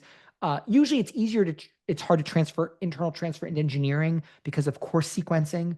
It's a lot easier to internal transfer into arts and sciences as the catch-all college. It's broad and has a lot of stuff. Now, the thing is, even if you transfer, let's say you're in ILR and you transfer into arts and sciences, you can usually do that.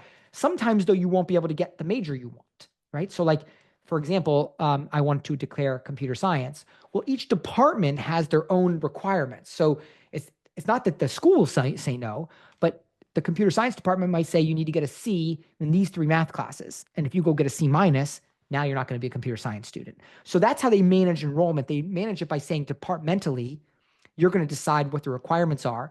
And if too many students are able to meet your requirement and you don't have enough people to teach them, then next year you just make the requirement harder. Instead of C, it's C+, and C+ is B-, and that's usually what happens. So the answer to your question is internal transfer is doable, 70%, but it's a process.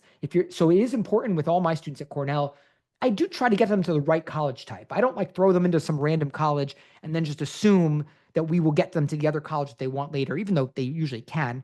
I want to get them to a college that if something goes wrong and they're not able to internal transfer, that they're in a spot that they can be successful, get a degree that they want.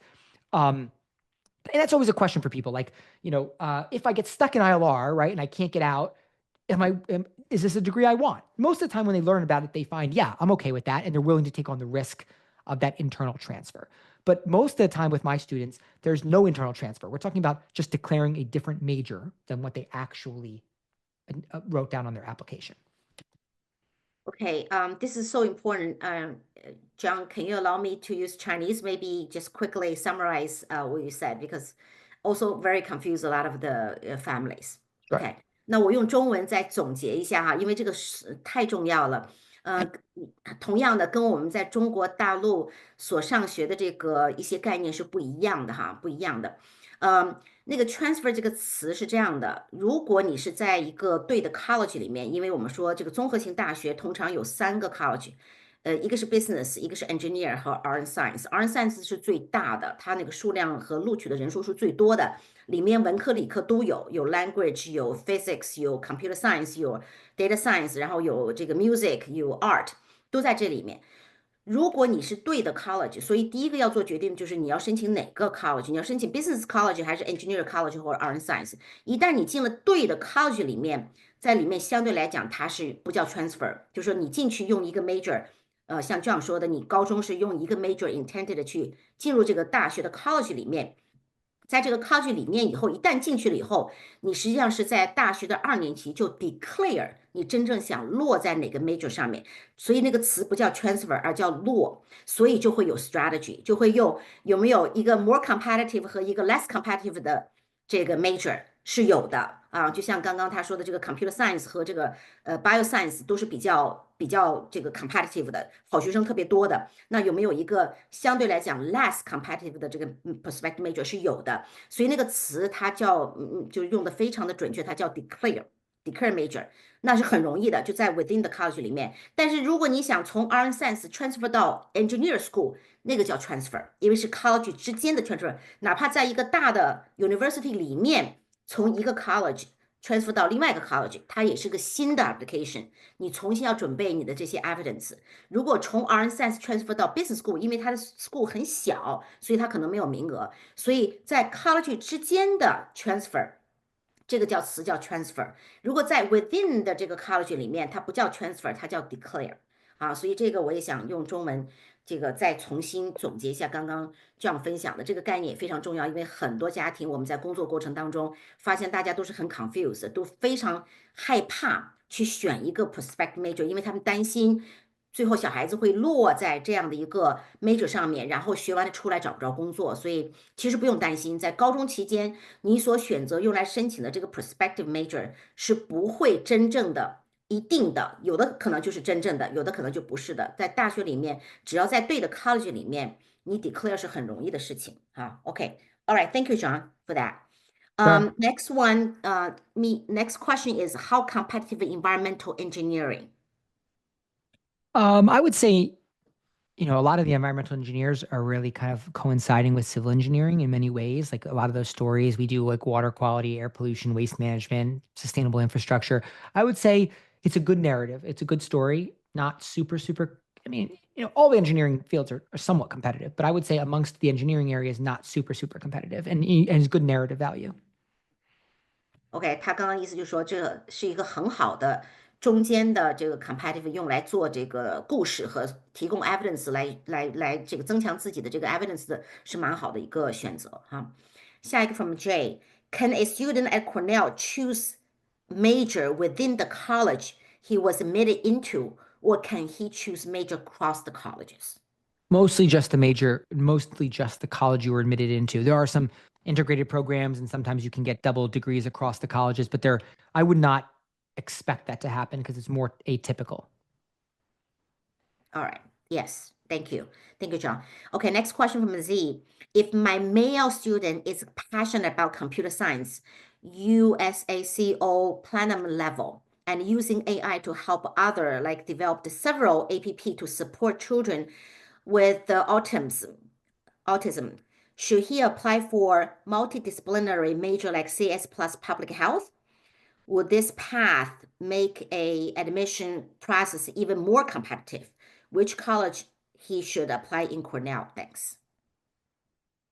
The truth is it's a challenging conversation. Like I'm sure we could come to a conclusion, right? But like we wouldn't be able to figure it out. It takes probably 45, 50 minutes of conversation, right, to come to this conclusion of how to go about doing it. I mean, I had a student 2 years ago who was a very clearly computer science student, created an app for meal delivery for this, volunteer experience he had.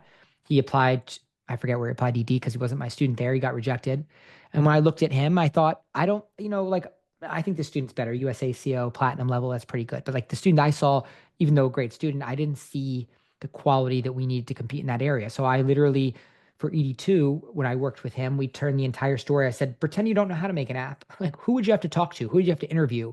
Let's imagine this is an organizational management story. And he got in, because so the short answer is like, yeah, CS and public health can be super competitive, like super competitive.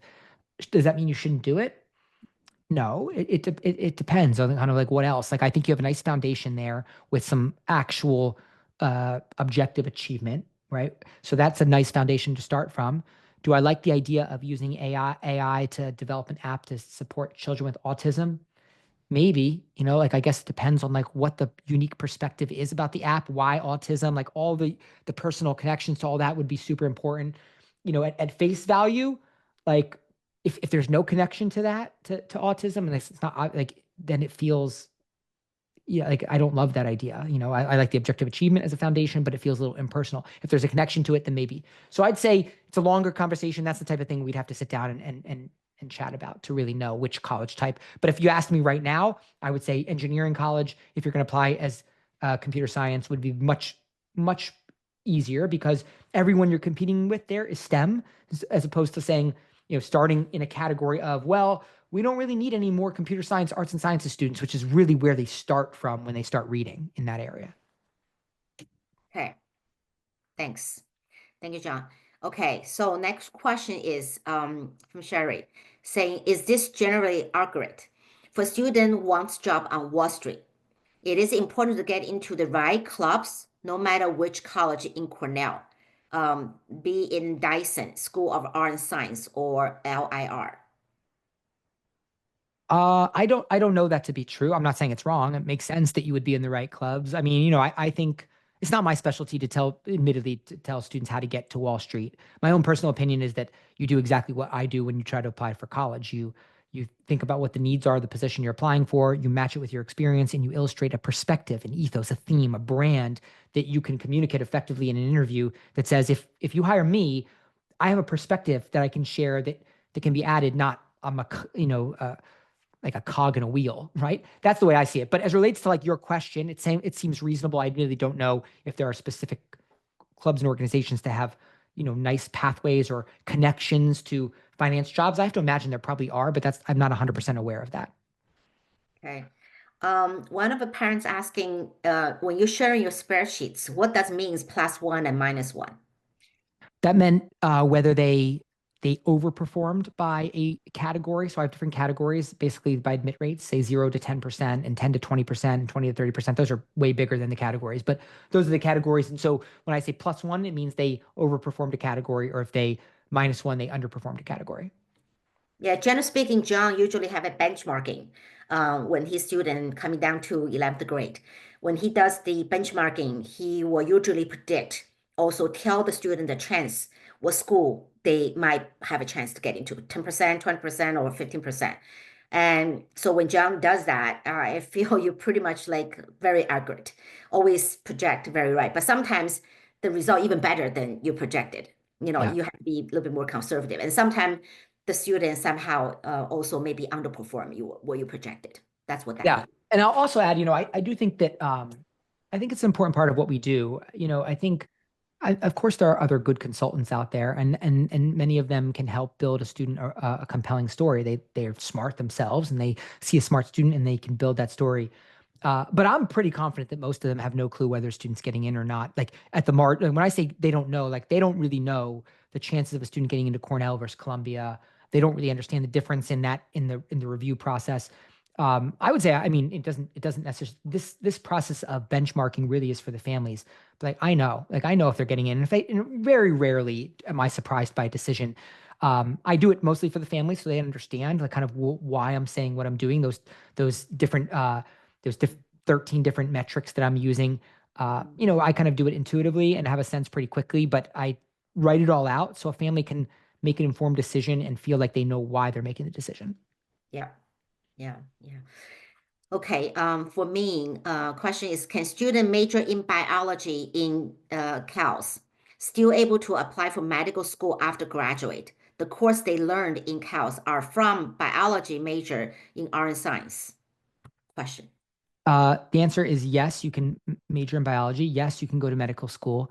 The final question is not exactly that. There's overlap. There are some classes that are biology classes for CALS, and there are some classes that are biology classes for arts and sciences, and there are many classes that are overlap for both. Okay, this question come up again from Lisa. Is the student gets into public policy college, how likely to transfer to engineer college or vice versa? How about taking classes from 2 different colleges? Is any limitation? There is a limitation. You cannot register for classes outside of your college type without special permission to do so. So you're in that college type. That's where you are. As it relates to like transferring, it's an internal transfer.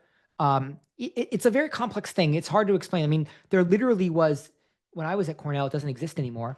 They created it while I was there. The university created an office of internal transfer, and the college directors of admissions got all angry because they're like, what do you mean? You're going to facilitate students transferring out of our colleges at the university level? That just really makes our job a lot harder. So there was a lot of arguments, and they shut the internal transfer office down. So like there's like this tension, right? The university wants to facilitate it, but the colleges don't really. Now, in regards to your specific question, I would say if I had to guess, if I give you a percentage, I'd say you probably have a 30% chance of transferring from policy to engineering mostly what they'll probably do is they'll say, well, oh, you want to transfer? Great. The class that you want to take, the intro level class that's necessary, is only in the fall, and you're trying to transfer in the spring. So now you have to wait at least a whole year so that you can take it in the fall. And then, it's like they throw an obstacle like that up, and then basically you're sitting there saying, well, now I'm going to graduate an entire year later, or I could just declare physics, or I could declare computer science, or I could declare math and arts and sciences right now. So I would say more likely than not, you wouldn't transfer from public policy to engineering.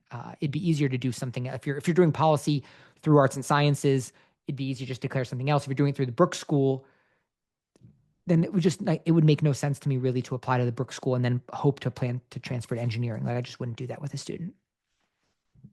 Thanks, John. Thank you. This is long. It's almost like it's expression more than question. I have a sixth grader who is strong in math, have earned regional swimming champions. I really appreciate Sophia's insights on the importance of parenting growth through self-education. I'm currently trying to explore the college planning system in more efficient and informed way so I can better prepare my son's future college application journey. Can you please share any resource or guide that I can start with to educating myself and support him along the way? By the way, I have to purchase your book, John, your book. And thank you for such valuable resource. So the book is a good start. Thank you. Well, I appreciate that. Yeah, I mean, I wrote that book admittedly early when I started consulting. It doesn't have the page methodology or Morganelli method stuff because I created that after I wrote the book. I mean, the truth is, it's hard to get your arms around this stuff because every student is different and every college is different. They call it different things with different names and different access points. It is complicated. I mean, it's a complicated thing. I would say the truth is, probably the best thing you could do is probably go to ivycompass.com and just sit down and listen to all of the different webinars that they've done. I think mine are the best, of course, but of course there are also great people that have talked about different topics like summer programming and just things that I don't maybe to focus on as much. I think that I would watch videos. YouTube videos are probably the best way to do it to get your arms around it. And then you want to have questions, right? Like certain things you're going to identify as curiosities and your wonderings, and then you're going to want to have a conversation with somebody who can actually respond to those directly, because it's very hard to take a specific question and like Google it. AI is not bad these days, but again, you get very generalized responses. Sophia and I chat all the time, and she gives me great feedback as well about my presentation. And a lot of the feedback is, John, this stuff is complicated, right? Like we have to figure out how to communicate this more effectively and efficiently. And I've spent 5-6 years thinking about it, and we've been very successful in regards to getting students to college. But it's really hard to communicate this briefly, concisely, effectively, efficiently because of the nuance and the complexity of it. So I would just, inform yourself with videos from trusted sources, and then draft questions and ask trusted sources. And from there, if you do those two things, you're probably, heads and tails ahead of most people, because most people don't think about this until they literally sit down to apply. Yes, thank you. That's very good answer. I just want to emphasize two things, Irene. I'm going to use Chinese, okay? So I can explain in different ways. A lot of parents, I feel, either they think their kids' grade are very good, so they don't understand clearly there's so many other aspect, the knowledge. 想说的是隔行如隔山，这真的是一个 profession. You have to respect it. You have to have 敬畏之心。不要认为like all the college consultants out there are liars and they just take my money and don't do anything. No, there's a good one out there. Very small percentage of people out there, and John's one of them. And obviously, I'm hoping IvyCompass team are one of them. Meaning we're truly here to do our best to give you what we think will be enhance your experience. The entire team here are supporting, John and also other type of resource to make sure your kids getting what they needed to become better person. Ultimately, I think we are thinking if your kids become smarter and also better person, more of driven, more of future oriented, have a vision, then your kids will be one of the person be choosing to those top tier school. So it's all about 以终为始. as a parents, if you can learning more, listening to more, what they're looking for. It's not about 功利或包装. It's about based on what they're looking for. We go backward to thinking what we need to do from the 6th grade, 5th grade, and in 3rd grade to train your kids to become somebody in 9th grade, and then meeting with a consultant like John to become an even better person, more stronger person. So I think I'm truly believe the more educating yourself, the more 土壤 better for your kids to be knowing this ahead of time, not just going to 9th grade. I also see very educated parents come to John and John ask a question for the kids. And I just see painfully the kids like everything is no, everything is I don't know. Then, when you're coming here like 9th grade like that, I'm sorry, if you want to go to Yale, you're not ready. You're not ready. Even the 4 years working with the John is hard because your kids coming with disadvantage of they have not thought about much, but a lot of kids are thought about a lot that make them a little more advanced, even with the John's, team guidance. Yeah, I think for everything you said is right on. And I think for parents, the easiest way to think about this is really, through your own jobs, right? Like when you apply for a job, especially like a promotion, right? It's like, you already have a job, you know how to do that function. And when you apply for a promotion, I assume, at least when I applied for like promotions or expected promotions, like it wasn't like I was hoping or wondering that they valued me, like, oh gosh, I wonder if this is what they want. Like I had a perspective like, hey, if you want to lower that admit rate, this is how you do it. This is my perspective. Doesn't mean it's the only way to do it, right? But this is my perspective on how you lower it. If you want to have better communication protocol amongst the admissions counselors, this is how you do it. And then they evaluate like, okay, John said this, Sandy said that, right? If you just say I can facilitate the function, right? Like, I can make sure that apps are read. Well, great. Like every admissions director can do that. What's your perspective on how it's going to be done uniquely, right? And so that's what we're talking about with the students is like, there was an editor of the newspaper before you. There will be an editor of the newspaper after you. What did you bring to the table? Who are you? What is your perspective about being an editor of the newspaper? If you can communicate that, then you have a shot, because people want people that have a perspective that they can share and contribute. If you're just kind of like, doing things the way everyone else did it, then who cares? Nobody needs that. It's been done already, Yeah, that's so important. Emphasize 家长就是最后拼的是你的孩子有没有自己的观点。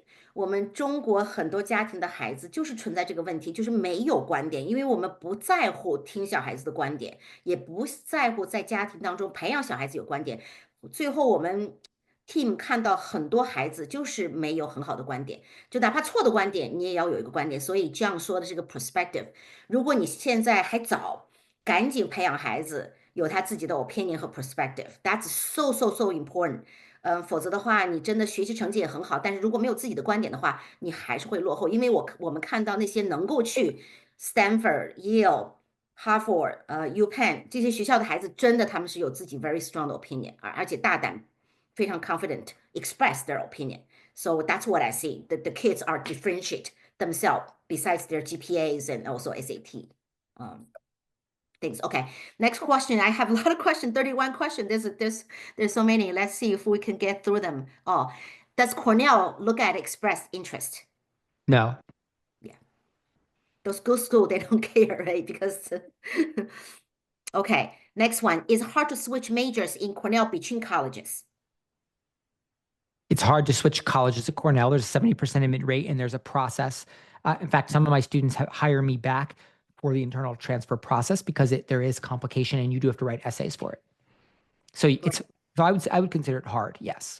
Yes. Yeah. It's a transfer. Just what we talk about. It's new transfer. Okay.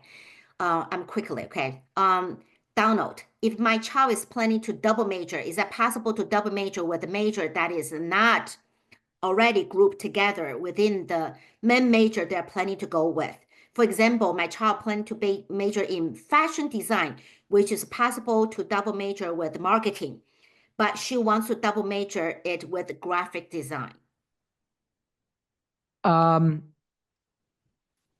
admittedly don't know the answer to that question. It really is a question of like, you probably could do a minor in graphic design pretty easily. You can pretty much minor across colleges pretty easily, but double majoring across colleges is challenging to do and not guaranteed by any means. So I would say probably like, there's always a difference between getting a major, right? Like when you talk about minor, usually it's 4 to 5 classes, and a major is usually 9 to 11 classes, depending. So like the other thing you have to remember is like, a major is a major, a minor is a minor, right? But like, in my resume, for example, like if I didn't have a major or a minor in something that I wanted, but I took classes in that area, like I will basically put it on my resume, group the classes and say like, relevant instruction, right? And kind of group it under an academic area. So I guess my point is like, you can get the experiences and get the classes. It's less likely that you actually get the actual major because you probably don't get all the classes met in requirements finished in 4 years to make that happen. Probably major, minor. Okay. Okay, this question is quite long. I'm going to try to, from Allison. Thank you very much for the wonderful session. If you have a minute, I have a couple questions. Number one, regarding research projects, for students have no college university connections, most likely no reply from colleges, forefather sending my many emails. However, is that rumor that highly selective the school do not like paid research project that student to do with a mentor teacher outside of a high school? Let me just give you number one. And she has two questions. Well, I would say right now, Harvard, MIT, and Columbia are the only 3 schools in the country that I'm aware of that do have research supplement requirements whereby they ask for the letter, like the research mentors have to write letters of rec, and they are asking the research mentors whether or not they were paid. Now, you can surmise, you can guess that they are downgrading the people who paid for it, and I would agree with that generally. Like they're probably not asking the question if they don't care, if they're not downgrading it in their head. So for those 3 places, you could argue if those are your long-term goals, that paying for research experience whereby the researcher would have to identify that would be possibly detrimental.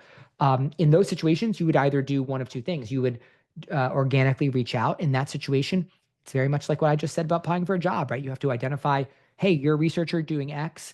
This is what I've been doing. You probably have to have research experience already, maybe ones you paid for, have a perspective, and then be able to come back and say, I have a perspective. I have something to share with you.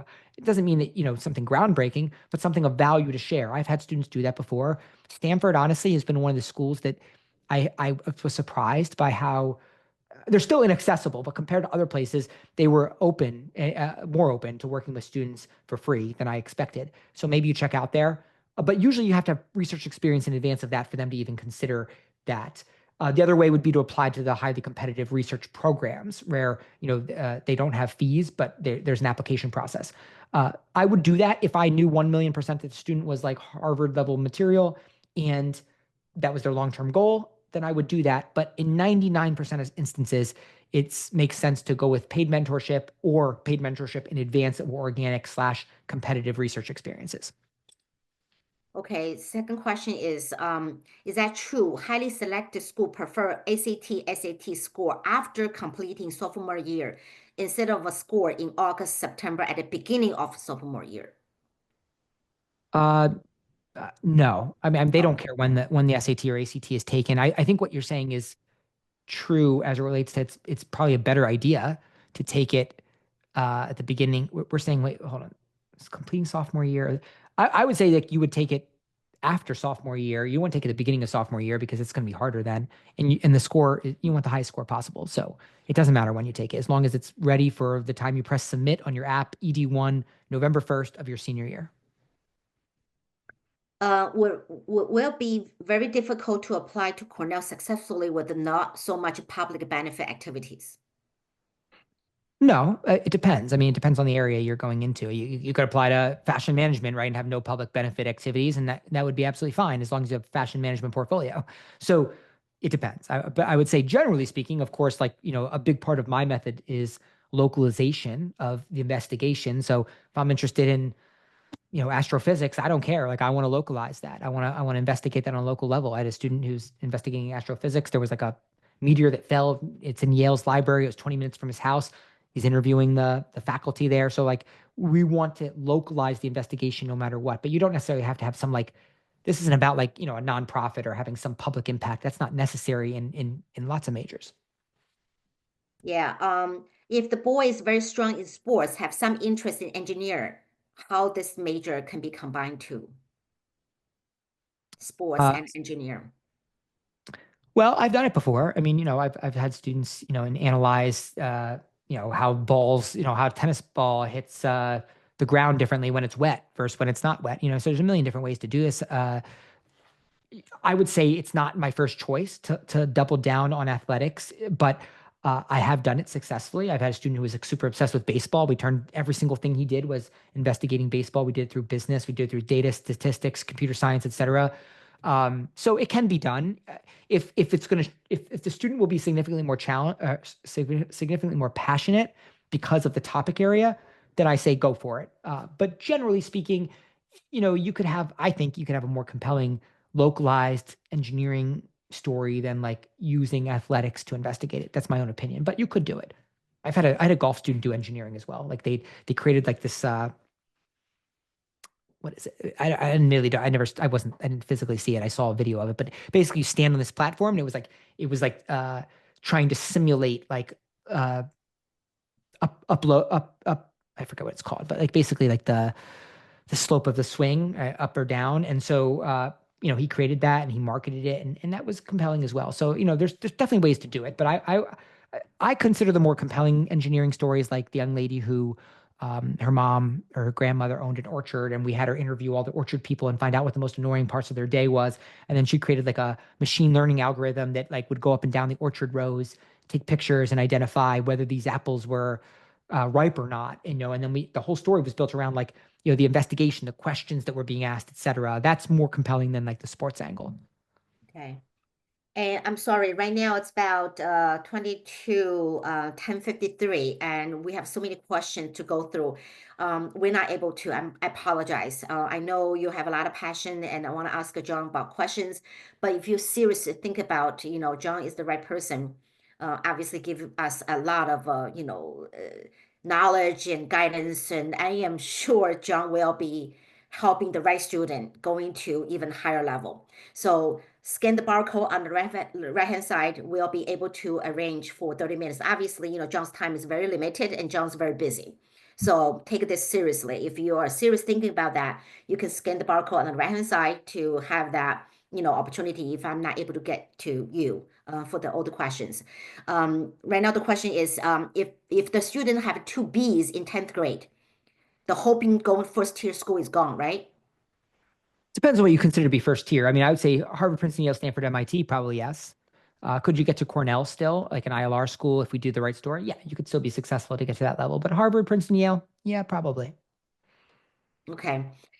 Is a aspiring aerospace engineer major viewed under the same lens as mechanical engineer major during the application process? I would say pretty similar. Mechanical engineering, I would lean towards aerospace engineering over mechanical just because mechanical will be more common and typical. And in essence, when you say aerospace engineering, you're in essence saying I have some perspective, right, on mechanical and probably electrical engineering and an area that I want to be in. And so it's a little more specific and probably has better story foundation because of that. But they're pretty similar in regards to how they would be reviewed. Okay. If change major is so common in the college, why admission officers still care or believe the major you put in your college application? Well, the reason they care is because it's of the business function that they need students in all these areas. So, there has to be an awareness, or you basically like if you just closed your eyes, didn't care what academic area, you would have tons of econ and computer science, right? Biology students, you'd have no humanities and social science students in certain areas. So from a business function, they need to do it. In regards to like, what was the second part of the question? What they care, why they care if since everybody changed. Well, because the thing is like you can say like, oh, we're just going to change your mind, but like you still need evidence, right? So like I can say, well, hey, well, this is silly. Why are we doing this? I'm just going to put down communications and then I'm going to be a computer science major. But you got to look like a communications student, right? Like they got to believe you 100% that you're communications. So now you're saying like, well, why would they make the students go through all that? Well, they're hoping you're not lying, of course. Like they're trying to identify who are curious communication students, right? That's really what this is. And if you come across as a curious communication student, which is way easier than being a curious bio student because there's so many of them and they're so competitive, then you can be really successful. So, it's not like they're not asking you to play a game. I'm simply saying that this isn't about a game. It really is about, like, from my perspective, when you're young, I mean, most adults barely even know what they want to do long term, right? So like when you're young, it's like it's so crazy to like be put in this box. And yet you are being asked to identify what you want to do. And so you have to ask yourself, if I'm being asked to identify, and some of them are really challenging, and I really don't know, why would I choose super challenging stuff? And I'm not 100% sure yet. Like that's really where I'm at. And so, we try to find that happy medium. Okay. This question interesting. Can experienced admission officer tell from the application package which student has help from private counselor, which is not? From your experience as AO, what are some telling signs for the student have to hire, help? I would say no. I mean, you know a privileged student when you see one. Like, I mean, they go to a top tier school, their parents are physicians, it's written on their app. I mean, privilege when you see it. And certainly when privilege is part of the conversation, like it is sometimes more challenging for a privileged student, right? Like, oh, both parents are PhDs, they both went to Stanford. There's a privilege there that actually makes it more challenging sometimes to get in. Like they're looking like, of course you have access to lots of opportunities. You should do well, So, I would say when it's all said and done, privileged students often there's a feel to the app. Like, if I look at a student from Harvard Westlake, like, yeah, like that app is going to look different than a typical public school app. And so of course the reader takes that into account. But when it's all said and done, when you look at the apps, like if a student has really good grades, right? Like, and every single student that we're talking about that gets admitted to an Ivy or Ivy League school has really good grades, then the reader kind of believes you, right? They believe you that you are intellectually capable. And so now the second question is, how do I decide? Right? Like, I mean, do I pick John or do I pick Sophia? I mean, and it's like, well, John said something really fascinating and interesting. Sophia didn't. What if John had help? I don't know. As a reader, what do I do with that? Do I just say like, well, maybe John had help. Should I just take the person who has less and I should just assume like this person didn't have help? We know that because they did a worse job. I'm going to take them. That's not what happened. They never do that. They take the student that did a better job. Now, if it's obvious, like, hey, you got a bunch of D's in your transcript and this looks like it was written by a Harvard graduate in English, then of course that's going to be a problem. But that's never the case, honestly. Like my students, they all have good grades. And, once in a while, there's a student that's a little bit weaker, but for the most part, they all have good grades. And now we need a reader to say, I want that one. Is there a risk sometimes that the reader looks at, sometimes I read an app and I think like, man, this is a really interesting, deep student. Like, is a reader going to believe this? Well, I could ask myself that question, but I could also ask myself the question of like, if the student isn't interesting and deep, is the reader going to select him or her? And the answer is no. So I'm going to take the shot that maybe it's possible, right? Like maybe the rec says the student's boring and not interesting and not very smart. If that's the case, then we're probably in trouble, because maybe they don't believe, they're still not going to say like you cheated, but they might say, this is inconsistent, a red flag, it's inconsistent. I'm just going to waitlist a student. But if you want to have a shot, you got to give the best product out there. And that's the truth. I totally agree. It's almost like looking for a job. Many of them looking for a professional to edit their resumes, and many of them hire somebody to coaching their interview skills. If they're getting a job, will they hire a manager saying, oh, did you hire a coach to teach you communication skill? You know what I'm saying? We all have a mentor along the way. So what's wrong? Hire somebody knowing better to coach us to become a better person. And your kids will learn from it. Otherwise, why don't you go to school? Why don't you just learn from the home and go to school? You have a teacher helping you. You have a better teacher helping you. You have a less teacher helping you. Along the way, everybody can have ability, hire somebody helping you to become a better person. Ultimately, you become a better student, right? Better person, better student. So that's common sense, right? Okay. Definitely. And the thing I'll just add is like, I really do think, I mean, listen, getting into college is part of this, right? I mean, that's 90% of but most of my students, most of them, not all, most of them develop a confidence about the way they engage with the world around them. Like they want to interview. It's not like I'm hoping to God that this interviewer values what I say. It's I know I have something valuable to say. And if they don't recognize it, then they missed an opportunity. And that's true. Like sometimes not everyone's going to connect with what you say, but you got to believe it. And that's what we got to get to, where with most students that they know that there's something valuable and they're excited to share that. Exactly. Yeah, I do see the difference. Hire a right consultant, had to be right consultant. The student do feel more mature after this whole process. They become like a young man, boy become a young man, girl become lady. Seriously, we see many difference. Okay. Thank you. How competitive is philosophy? Not very. The truth. There's not that many apps in the area. Yeah. There's no expectation of exactly what you're supposed to do. So yeah, you can be very successful if you have a very deep layered philosophy story with no achievement, right? In like math, right? Or biology, like you got to achieve something. Then you're not getting to Harvard, right? Like with no achievement. But philosophy, you might not achieve something and you could still, in theory, possibly be successful. Yeah, this question, I think we're getting to an end. Are you saying engineer is a little easier to apply than art and science in general? I think so. I mean, I think if you asked 10 consultants, they would all disagree with me. Most of them are not informed enough to disagree, but they would disagree because they look at the stats, right? They say, well, look, the admit rate's lower, the SAT scores are higher, the average math score is higher, but that's stats, right? Like, stats don't tell the whole story. Like, if I'm competing, if I take a student and I say, I can have them compete in the arts and sciences pool or the engineering pool.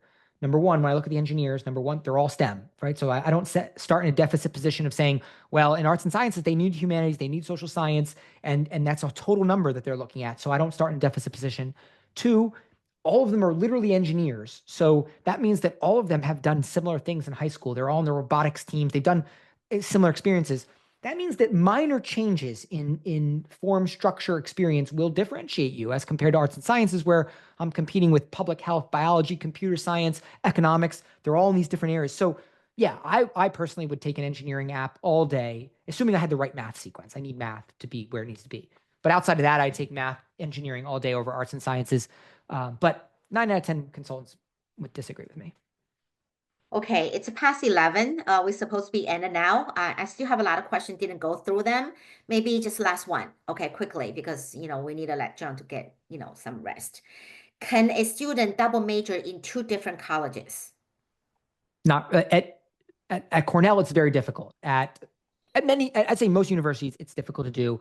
Most colleges, universities, if you go visit them and ask them about it, they will kind of give you this answer that makes it sound like you probably can, because they want flexibility and facilitation. It really depends on what those majors are. Like if they're underrepresented majors, easy. If they're highly competitive majors where they don't have a lot of spaces, they'll just make it harder on you. At Lehigh, for example, like transferring into the engineering school was very difficult because that's like what they were known for. So the answer is like sometimes you can, but it's not something I would be like expecting. Thank you very much. Thank you, John. It's past 11. Thank you for everyone. You're still online with us. Time goes so fast. Just 2 hours. I feel there's so many good questions. Today is really, really good questions. A lot of them. And thank you very much for answering them with the patience. And again, thank you, Allison, behind the scene for the technical support. And thank you all for all the parents raise a good question. Hopefully we will have John coming back again sometimes in the future. Continue to answer some of the questions you may have. But right now, if you think he's the right person to guide your child to become a better person, you can scan the barcode. We're going to leave this page up there for a while. Thank everyone. And John, thank you once again for a wonderful presentation. Thank you for your wisdom, your time, and your knowledge. And thank you for your caring as well to all the IvyCompass students. Thank you very much. And congratulations for the past successful year. Thank you very Thank you so much, Sophia. This was a great event. I appreciate the opportunity to be on this platform, and I hope everyone has a great weekend. Thank you so much. Happy Easter, everyone. Thank you. Happy Easter. Happy holiday. Thank you, everyone. Bye-bye. Bye. Bye-bye.